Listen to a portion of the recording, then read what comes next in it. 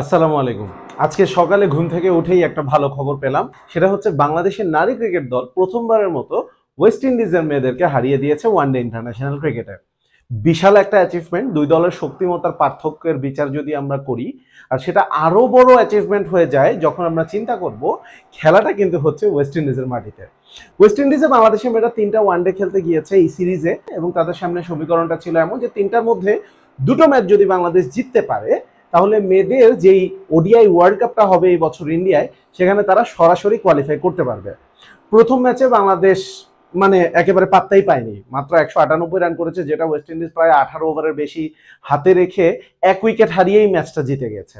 সুতরাং ওই ম্যাচে কিন্তু দুই দলের শক্তিমত্তার একটা পার্থক্য বোঝা যাচ্ছিল, এবং আমার মনে হয় যে তখন আসলে আমরা আশাটা একটু কমিয়েই দিয়েছিলাম।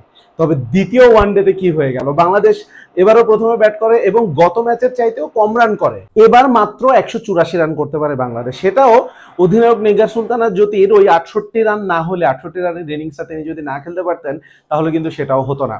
সেই সাথে শোভানা মোস্তারি আর স্বর্ণা আক্তারের দুটো 20+ ইনিংস রয়েছে, বাকিরা তেমন কিছুই বলার মতো করতে পারেননি। জবাবে ওয়েস্ট ইন্ডিজের এই শক্তিশালী ব্যাটিং লাইন আপকে মাত্র ১২৪ রানে আটকে দিয়েছে বাংলাদেশের মেয়েরা, এবং ৬০ রানের বিশাল একটা ব্যবধানে ম্যাচটা জিতে নিয়েছে। এবং অবভিয়াসলি বাংলাদেশের ভাইস ক্যাপ্টেন, গত বছর আইসিসির ওডিআই টিম অফ দ্য ইয়ারে যিনি সুযোগ পেয়েছেন, নাহিদা আক্তার, তিনি প্লেয়ার অফ দ্য ম্যাচ হয়েছেন। নাহিদা আক্তার ৩টা উইকেট পেয়েছেন। সেই সাথে বাংলাদেশের স্পিন অ্যাটাক নিয়ে, বাংলাদেশের মেয়েদের স্পিন অ্যাটাক নিয়ে তো আমরা বলি দে আর ওয়ার্ল্ড ক্লাস। যে কোনো কন্ডিশনে এই স্পিন অ্যাটাকটা খুবই খুবই কার্যকরী হতে পারে।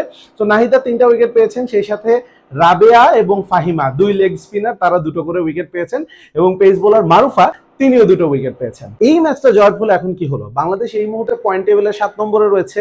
শেষ ম্যাচটা যদি তারা জিততে পারে, তাহলে কিন্তু তারা ওয়ার্ল্ড কাপের জন্য সরাসরি কোয়ালিফাই করে যাবে। এখনই আমি বলছি না যে বাংলাদেশ জিতবেই বা অনেক বেশি আশা করছি না, কিন্তু যেভাবে দ্বিতীয় ওয়ানডেতে বাংলাদেশের মেয়েরা ফাইট করেছে, একটা স্বপ্ন তো আমরা দেখতেই পারি, তাই না?